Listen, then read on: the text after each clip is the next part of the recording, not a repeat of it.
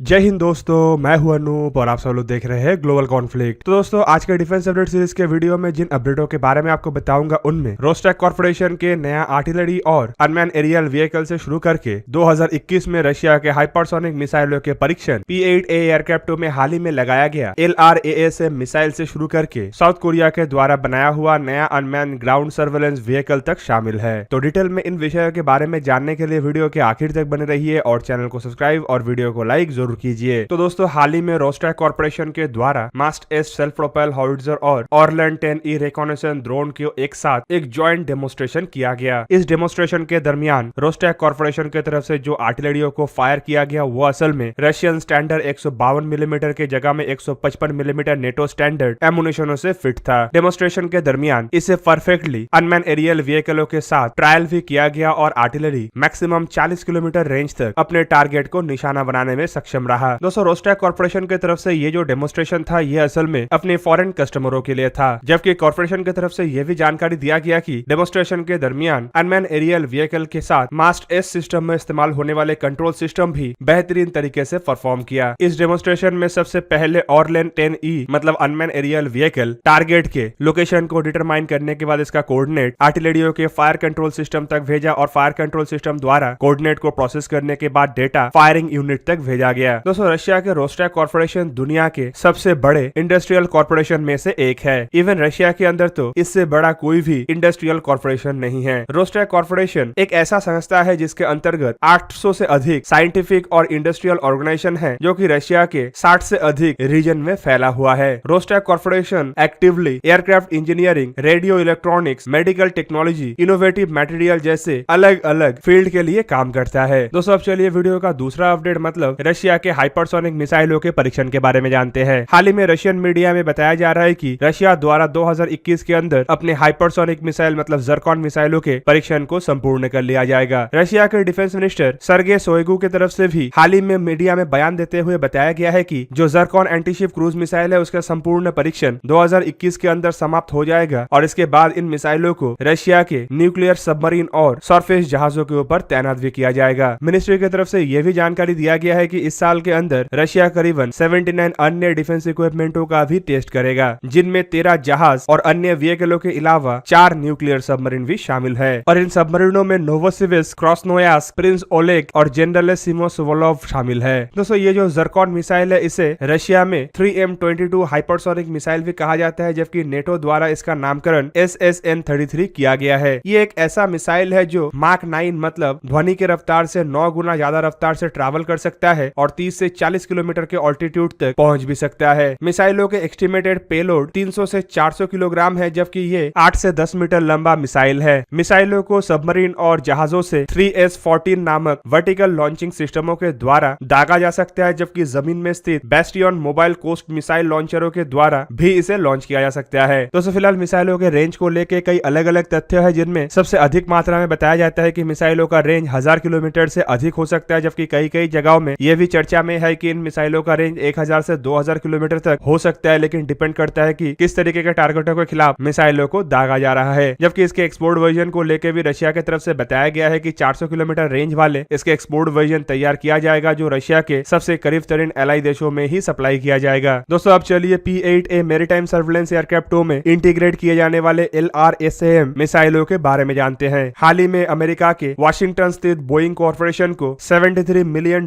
का एक कॉन्ट्रैक्ट मिला है, जिसके तहत बोइंग कंपनी को P-8A पोसाइडन एयरक्राफ्टों के लिए जरूरत के सॉफ्टवेयर और हार्डवेयर का निर्माण करना है, ताकि इन एयरक्राफ्टों में लॉन्ग रेंज एंटीशिप मिसाइलों को इंटीग्रेट किया जा सके। दोस्तों, P-8A पोसाइडन असल में Boeing defence space and security की तरफ से बनाया हुआ एक ऐसा एयरक्राफ्ट है जिसका इस्तेमाल यूएस नेवी द्वारा मैरीटाइम सर्वेलेंस और एंटी सबमरीन वॉरफेयर के लिए किया जाता है। बेसिकली इन एयरक्राफ्टों को डेवलप करने के लिए बोइंग कंपनी के द्वारा अपने 737-800 ERX एयरक्राफ्टों को ही मॉडिफाई किया गया है। एंटी सबमरीन रोल के अलावा इन एयरक्राफ्टों का इस्तेमाल एंटी सरफेस रोल में भी किया जा सकता है और इस वजह से इसमें कई तरीके के आधुनिक हथियारों को इंटीग्रेट भी किया गया है, जिनमें हवा से लॉन्च किए जाने वाले टॉर्पेडो से शुरू करके एंटी शिप हार्पून मिसाइल और अन्य हथियार शामिल है। जबकि सबमरीनों को ट्रैक और डिटेक्ट करने के लिए इसके द्वारा सोना बोयास को भी लॉन्च किया जा सकता है और ये अमेरिका के अन्य हथियारों के साथ भी अपना कम्युनिकेशन को जोड़ते हुए बेहतरीन तरीके से सर्वेलेंस के काम को निभा भी सकता है। इन हथियार हथियारों में अमेरिका के ही MQ-4C maritime surveillance unmanned aerial vehicle तक शामिल है। जबकि यहाँ पे जो LRASM मिसाइलों का बात कहा जा रहा है, ये असल में एक precision guided anti ship stand off missile है, जिसे basically joint air to surface stand off missile के एक्सटेंडेड रेंज वर्जन के बेस पे ही बनाया गया है। इन मिसाइलों को यूएस नेवी और यूएस एयरफोर्स के लिए इसीलिए डिजाइन किया गया है ताकि ये एंटी सरफेस रोल को निभा पाए। दोस्तों, long range anti ship missile या फिर AGM-158C LRASM असल में 2018 में ही यूएस के सर्विसेज में आ चुका था। इन मिसाइलों का जो एयरक्राफ्ट लॉन्च वर्जन है उसका वजन 1100 किलोग्राम है, जबकि बूस्टरों के साथ जमीन से लॉन्च किए जाने वाले वर्जनों का वजन करीबन 2000 किलोग्राम है। मिसाइलों में 1000 पाउंड मतलब करीबन 450 किलोग्राम के ब्लास्ट फ्रेगमेंटेड वॉरहेड का इस्तेमाल किया जाता है और ये हाई सबसोनिक रफ्तार से ट्रैवल कर सकता है। जबकि मिसाइलों के रेंज को लेकर कई अलग अलग जगहों में अलग अलग तथ्य है, लेकिन ज्यादातर जगहों में बताया जाता है कि इसका रेंज करीबन 500 नॉटिकल माइल मतलब 930 किलोमीटर के आसपास है। दोस्तों, अब चलिए वीडियो का चौथा अपडेट मतलब बोइंग F-15EX एयरक्राफ्ट के सेकंड एयरक्राफ्ट का डिलीवरी के बारे में जानते हैं। 20 अप्रैल 2021 के दिन अमेरिकी कंपनी बोइंग की तरफ से अमेरिकी एयरफोर्स को दूसरा बोइंग F-15EX एयरक्राफ्ट का डिलीवरी किया गया है, जबकि यह डिलीवरी कॉन्ट्रैक्ट के टाइमलाइन से पहले किया गया है और अब अमेरिका द्वारा इन एयरक्राफ्टों का इस्तेमाल करते हुए अपने पुराने F-15C एयरक्राफ्टों को रिप्लेस किया जाएगा। इवन दोस्तों, जो F-15EX एयरक्राफ्ट है इसे ऑफिशियली हाल ही में ईगल 2 एयरक्राफ्ट का नामकरण भी किया गया है और 2020 में ऐसे एयरक्राफ्टों को बड़े संख्या में परचेस करने के लिए भी अमेरिका की तरफ से जानकारी दिया गया था। दोस्तों, इन एयरक्राफ्टों को टोटली F-15 के पुराने एयरक्राफ्टों को रिप्लेस करने के लिए डिजाइन किया गया है और अपग्रेडेशन के मुताबिक एयरक्राफ्टों में नया एवियोनिक, नया active electronic scan array radar और करीबन 22 air to air missile carry करने का क्षमता को जोड़ा गया है। एयरक्राफ्टों को अगर पुराने F-15 एयरक्राफ्टों के साथ कंपेयर किया जाए तो आपको पता चलेगा कि रेंज, हथियार के पेलोड और इंजन के कैपेबिलिटी के मामले में पुराने एयरक्राफ्टों के तुलना में यह नया F-15EX एयरक्राफ्ट या ईगल 2 एयरक्राफ्ट काफी आगे है। इन एयरक्राफ्टों को अमेरिका द्वारा भारत को भी ऑफर किया गया है और अमेरिका भी अपने बेड़े के लिए $1.1 बिलियन